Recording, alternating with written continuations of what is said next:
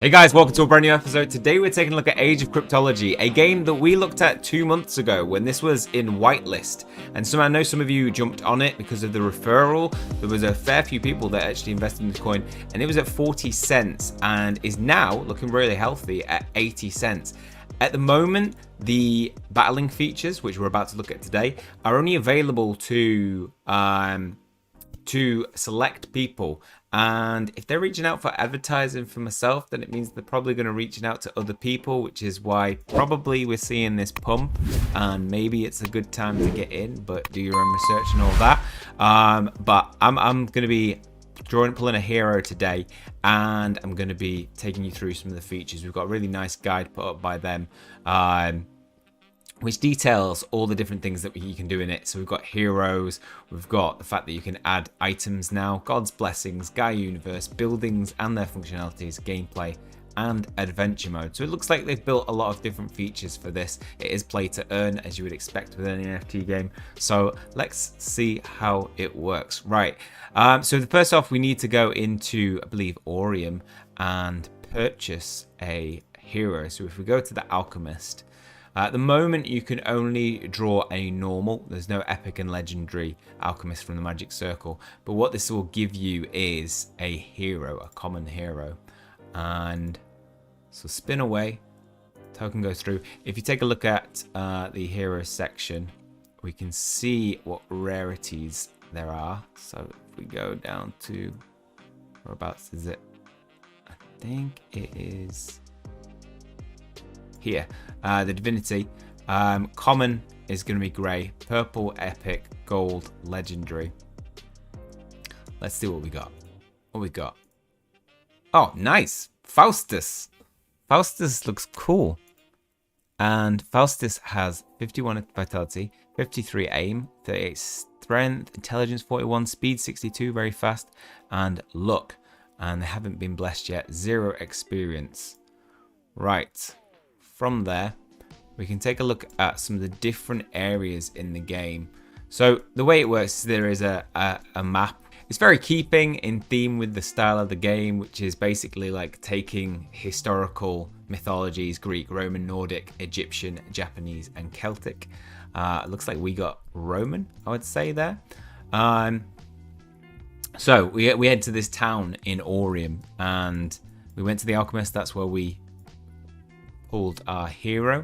We have the marketplace, which is where you can buy and sell, currently not available in this version. We have the blacksmith, which is where you can draw for items. So if we go to common, well, let's pick an epic. Let's pick an epic, why not? If we choose a random item, random epic, we've got a 10% chance of being common, 60% chance of being special, 30% chance of being epic. Seeing as it's double the amount as a common, it's pretty good odds. What does green symbolize?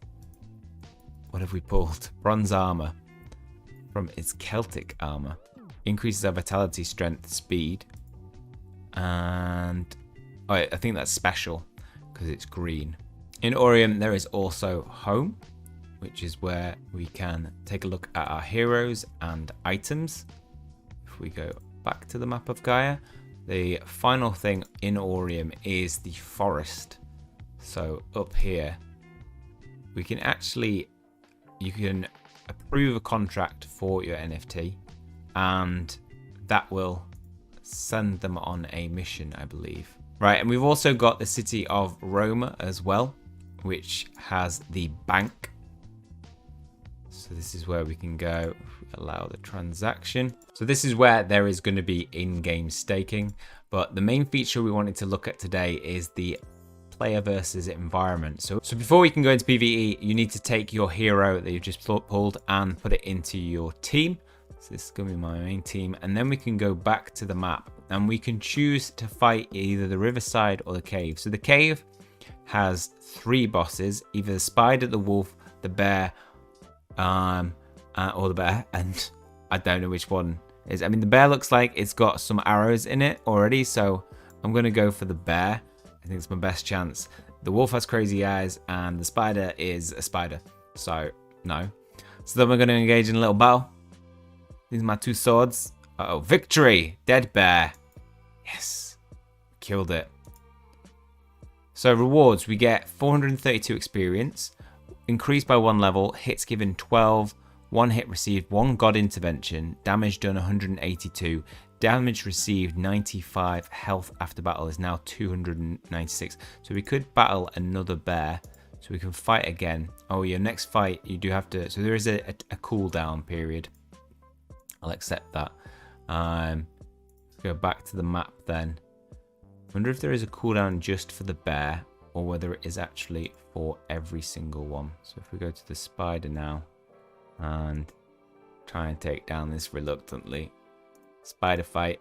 Yep, so we're going to have to wait 9 seconds and then we can battle again. So because my health, I only lost 95 and I had 296, something like that left. I think then it's alright for me to go again. Ooh, it's alright for me to go ahead and try and battle this. Oh, I think I just skipped through it. And I'm going to have to wait another minute for that fight. So that's the PvE mode where what you're doing, really trying to do is build up the experience of your hero. And remember, it's a team of heroes. So you can purchase 6 heroes to be able to take down more. And you can choose higher difficulties, which will reward you with more experience. So if you're going to want a team of 6, it's going to cost you about 2,000, let's say, times team of 6, and then you times that by 0.08. It's going to cost you about $960. So high entry if you're going for that team of 6, but if you're only going for 1, it's not going to be as much. And if you haven't invested this from the early age, then you're probably it's going to cost you half that to have a team of 6. And then equipment isn't that expensive at all, being that it's 300 to 600 for one piece. And that will strengthen your characters. But as you see, like, I mean, I can take that down fairly easily. It wasn't too difficult. So if we go in again against the spider fight, remember this is, as you can see, gasless, these transactions at the moment. So it's always good. We're not paying 40 cents every time we make one of these transactions. So I've got victory against the spider, which means I got a boost in experience. Level is increased by 1 and hits given 17. This time, my health after the battle is 377. I only took 14 damage. So, what would happen against one of a higher level? Let's go check that out. If we scroll down. Let's go against a wolf. Let's go against a wolf that is level 2. And watch me die. I mean, this wolf has crazy eyes. Okay, so now we're going to go in against a wolf that is level 2 difficulty. Hopefully it isn't too difficult. Defeat! It is too difficult. So we're not ready. We're not ready for level 1. We've got -3 health, 5 dead turn 5, damage received 395. Oh, that's not. We almost. Oh no, because that was our health, wasn't it? We only did 47 damage. Okay, so you're gonna have to build your level up to be able to take down the higher bosses. So we go back to the map now. Right, so now if we go to the riverside, you can see that there is pre-fight on the riverside where we can face the Siren, the Cerberus, Centaur, or Medusa. So let's pick the Centaur. I mean, they're all pretty bad, aren't they? They look deadly. Fight. Now we can take Faustus into a fight against the Centaur. And these guys may be a little bit harder. Let's see what the stats are on that. 273 health of the battle. Dead. We did take a lot of damage. We didn't deal a lot of damage. So I might need to build his experience up through the other fights first. And I mean, the fact that he can battle so often, I imagine, oh yeah, you've got an energy cooldown. So that does mean that you are going to be limited. It's not going to mean you can just constantly battle every minute, which I like to see in games at the moment, because if you've got this unlimited battling, you've just got people who will probably like use auto clickers or bots that will take advantage of it. This just means somebody can casually play, you know, a couple of minutes in a day, have those battles, and then wait for their energy to replenish. So let's take a look at the detailed guide that they have, which I think gives you a really good understanding of exactly what everything does in the game. Maybe a bit better than me just explaining it through playing. So we've got heroes, items, gods, blessings, Gaia, universe, buildings, functionalities, gameplay, adventure mode. And we looked at heroes and items. So the illustrations of heroes, items, hero cities, enemies, gods are all original designs, which is great to see. Hope you'll be able to find it helpful. May the gods bless you. They didn't bless me. I got defeated. The heroes. The main assets of the game are heroes. Each hero belongs to only one of the 6 mythological civilizations. Depending on which mythology they belong to, they get different base stats. And there are 6 different mythologies. There's Greek, Roman, Nordic, Egyptian, Japanese, and Celtic. Heroes have 6 main stats, as we saw: health, strength, aim, speed, persistence, and luck. To find out what each stat does, you can go to the gameplay section. Divinity. The divinity of a hero is the concept similar to rarity in other games. There will be 3 divinities: common, epic, and legendary. The higher the divinity, the higher the base stats are, and that they're going to be on average. Epic and legendary heroes are mythological characters, so their frequency of appearance is very low, and they are very valuable. To extinguish the difference, you can just look at the frame. You can see mine has a grey one. Means it's common, but purple will be an epic and gold legendary. There is also origin heroes, which are white. These are heroes with ID numbers below 500. They have higher base stats on average, and they have high collector value. Level and experience. So each time a hero levels up, it gets training points. Training points are used to permanently increase a hero's base stat. For example, if a hero's base stat is 50 and his health is 40, and I have 4 training points, I can increase the strength to 53 and health to 42. That's a total of 5 stat points spended. So you can actually invest it in what you want them to have to be stronger in. Now, the level nor the training points used are reset when you transfer or sell a hero. This allows the original owners or the heroes to decide for themselves how they want to train them. I like that. I don't think we've seen that in a game at the moment. It's just very much automated. Gender. Heroes or men or women in Gaia, equality is equal. In Gaia, equality is the order of the day, so there is no difference in stats between them. But be careful not to leave your heroes alone if you don't want to find a surprise when you return. What? They're going to be some funny business going on. Hey, maybe you get a brand new hero waiting from them. Common heroes.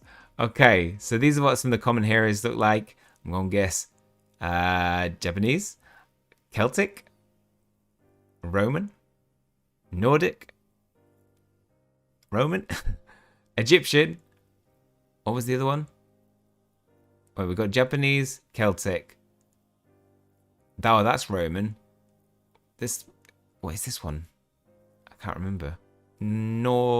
Greek. Greek was the only one that finished. Greek. Yeah. Items. In order to increase their stats and improve in combat, the heroes can equip up to 6 items: helmet, shoulder pads, breastplate, weapon, shield, and boots.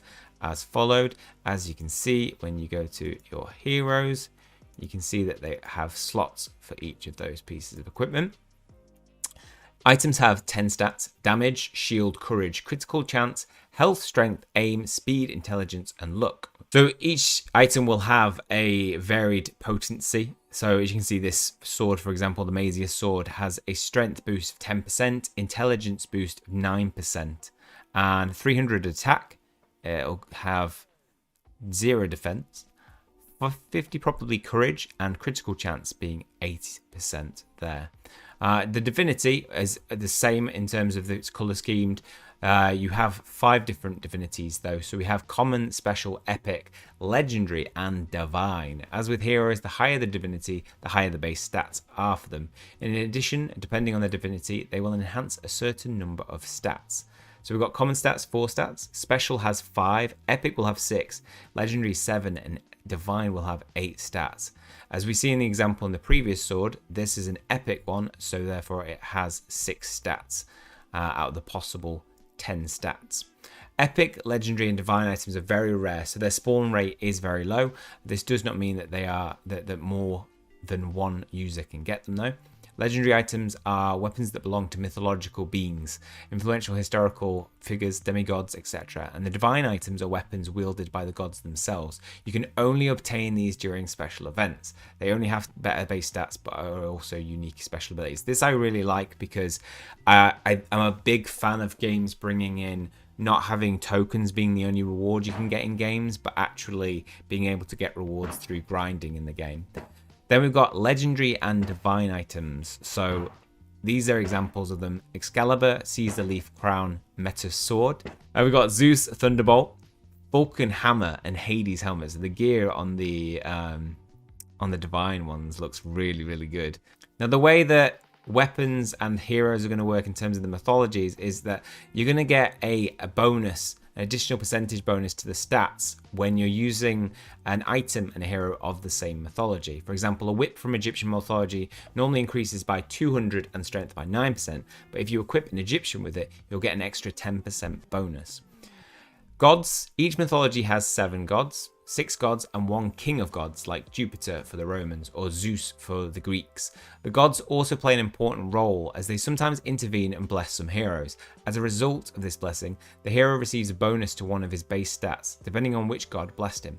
Each god is tied to a base value, with the exception of the king of gods from each mythology, who can affect all base stats. The gods can only bless those who worship them. This game concept is similar to uniqueness or class in other games. The more blessings a hero has, the better he will be. So we've got Roman gods, Juno, Mercury, Vulcan, Venus, Fortune, and Diana.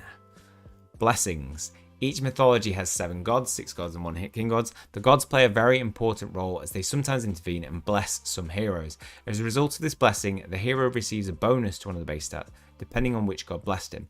Each god is associated with a base stat, as we know. The gods can only bless those who worship them. The more blessings a hero has, the better he will be. Also, the blessings increase the overall percentage of that stat. So if a hero has a strength of 40 and an item that increases to 45, the 15% of the blessing is applied to the 45. We have Invigorated, giving increase in health by plus 15. Steady Aim, increase in aim. Blast Shield increases your persistence. Juggernaut increases your strength. Extreme Speed will increase your speed. AOC Fortune will increase your luck. Then we have passives. At the moment, these are the bonuses of the various blessings, but in the future they will change. Instead of increasing stats, the blessings will give our heroes unique passive abilities. So for example, Invigorate will grant the hero regeneration of 100 health points per turn, and Extreme Speed will increase the speed of heroes who are in the same battle line. Gaia's universe. The entire plot of AOC will take place over the universe of Gaia, and it's lived in peace since the end of the Great War. It is a world to explore, with populated areas with wildlands, and in the cities your heroes are safe and can perform various dynamics. Some of these are the same for all cities, and others are specific to each location. In the wild areas, your heroes will encounter enemies and the wild creatures. Some of them are harmless, but others are deadly. Think twice before entering an unknown place, because it could be the last decision you make. May the gods bless you. There are 7 kingdoms: Aurium, Rome, Greece, Japan, Egypt, Midgard, and Celtic. So of what we know already, we have Aurium and Rome, but they are planning to build more. Each of them belongs to a different civilization with a different culture and ideas, and there is a central city, Aurium, where all civilizations coexist. Each kingdom will have special features for its civilization, a higher probability for heroes' items of that civilization, a higher reward in staking when using heroes of that civilization, and prayers to the god of that civilization, and so on. So we have the central city, Aurium, and we have Rome, which is available now. There will be buildings in every city. All functions in AOC take place in the buildings in the realms. So you can go to home, which is where you'll be able to look at your heroes and equip and manage your team. You have the ability to equip items. So once you've dragged the heroes to the desired positions, if you hold the mouse pointer over them, the various body parts to which you can add an element will appear. If you click on one of those body parts, the various items available for that body part will appear. So keep in mind, a hero on team 1 can carry certain items, and on team 2 can carry different items. That is, a hero has certain items for each specific team. For example, a hero from team 1 might have all this equipment. The Alchemist, as we saw before, is the place where heroes can be summoned. The civilization is also random and equally chosen from the 6 available civilizations. Normal is 100% chance of a common hero, so we didn't get a chance of having an epic or a legendary when we summoned. You can summon it by going to the Alchemist and normal, and then pressing normal, and you can put the price through of 2,000 AUREO to be able to get one. Then there is the blacksmith. This is what we looked at before, which is where you can get different types of equipment. Here though, you can get normal, special, epic and legendary. You can choose what kind of item you want to receive from the common and special chests, but not from the epic and superior chests. You can buy packs of 6 to fully equip a hero at a reduced price, 15% discount. Each individual item separately has the divinity chance of its respective chest. The epic pack is not available. So yeah, if we go to the map of Gaia and we go to the city of AUREO, we go to the blacksmith, we can see that when you're actually selecting the chests, you can say you want common from a common of a certain type. So let's say I want a weapon, that's what I need. You can select it so you do get a piece of equipment from that, or you can go for a complete set and get the complete 15% off. Epic though is just random, you're not going to get a chance, but same as special as common, you can also choose what you want for that one. Then we have the bank, which is not available yet, but it is a place to stake your AUREO. If you block your AUREO for a certain amount of time, you will receive rewards in form of chests or free items. Our main goal is to achieve a stable economy, so that we would prefer to give in-game rewards than the typical APY. Again, really like this idea, giving rewards in NFTs to help people get better and play better in the game. Games at the moment, it should be play and earn now. I think play to earn. Yes, we can have those games, but if you want a long game, a game that has a stable economy, it has to be play it and earn. You have to be really playing it because you want to be able to, do well in the game and then earn secondary to that. In each city, the plans available will be different. Of each civilization has its own bank. It is expected that each civilization will give preferential treatment to heroes of the same race. Racism going on there. In return, they will receive certain rewards such as weapons from the same civilization, better opportunities, and more. There is the temple, which is not available yet, but it will be available for you to pray to the gods for blessings. As you know, there's 6 mythologies with 7 gods per mythology. 6 of them grant a different blessing that improves the character. As we know, gods are unique NFTs. Their owners receive 1% of all AUREO used in prayers. The cost of blessings depend on the number of blessings the hero already has. The gods love it when you pray for them and make offerings to them. The larger the offerings, the more likely you are to receive a blessing. Okay, gives some more utility to the coin. Forest. In the forest, heroes can be trained to gain extra experience and level up. For each level they advance, you can allocate 1 training point to their stat. So if we go now over to the forest, we can go to, I think it's in Rome. No, it's in AUREO, right? Yes, it's AUREO. Sorry, Roma. Didn't mean to just come and go so quickly. But if we go to the forest now, we can allow the transaction. So we've got to okay it, and then we'll be able to commit our NFT to training. So this is where you get the stat that you are able to decide where you want it to go to, whether you want it to go to speed or whether you want it to go to strength.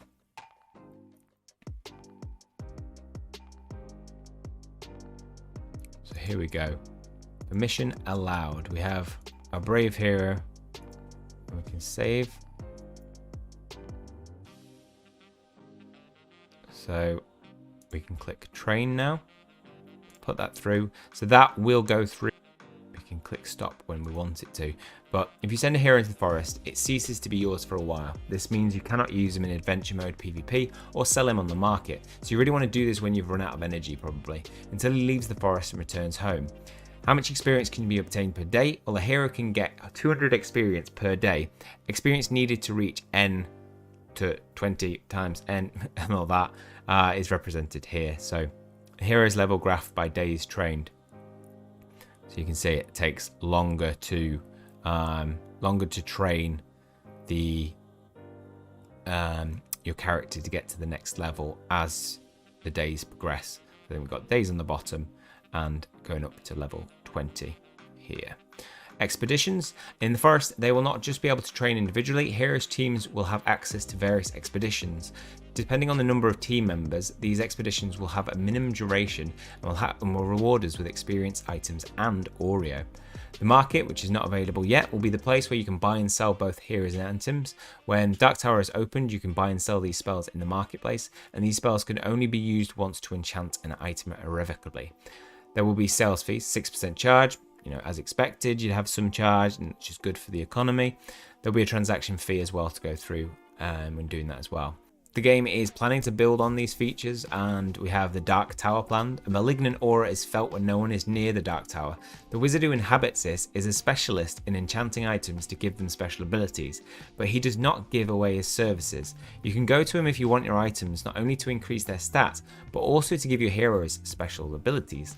There is the Academy, which is not available yet. At the Academy, you can give and receive scholarships. This means that if you cannot afford a hero, you can make an agreement with another user to temporarily give you his heroes. In return, he will receive 50% of the income you earn in PvE. Brilliant, so it's got a scholarship system, and that also means that if the entry price is too high for you, there's potential for you to, when the Academy comes live, to get involved in this game for free. When will the rewards be distributed? Both manager and scholar may unilaterally withdraw rewards according to the usual restrictions. There is no difference between the heroes you own and those loaned thanks to the scholarship, except the scholar gets half the rewards when he plays. Gameplay. In the world of Gaia, it is common for heroes to band together in groups of up to 6 members. Together they explore the 7 kingdoms in search of enemies and, more importantly, rewards. It is the responsibility of the team to find the best training and strategy, and it's the responsibility of each hero to equip themselves to maximize their chances of survival. And then they have the adventure mode, which we took a look at and had a go at, and we got beat pretty bad. In the world of Gaia, the heroes gather in groups of 6 members. Okay, 6, not 1. Together they explore 7 kingdoms in search of enemies and especially of rewards. The dungeon is a place where creatures and enemies live. All battles in adventure mode take place in different dungeons throughout Gaia, and you can find dungeons of varying difficulty to suit any team of heroes. May the gods bless you. So the ROI here is between 3 and 4 weeks. This decreases as you master the game and progress in PvP and PvE. Energy. Each hero has 48 energy. For each battle, 1 energy is expended and 1 energy is restored every 30 minutes. So every 24 hours, the 48 energy points are restored, which means you only have to battle once in a day and, play your 48 energy out. These examples of the Roman dungeon. This is the guy that beat us. Destroyed my dreams. Go check it out, see if it's something you'd be interested in. I'll put all the links to their socials down below. So as of now, the version is limited for people, but you can still go in and play this right now. You can pick up all the other functions that are non-PvE that we looked at, like battling the spiders and the PvE adventure mode. But you can still go into Alchemist and pick yourself up a character. You can still go to the blacksmith and pick yourself equipment, so you can prepare for it if you want to.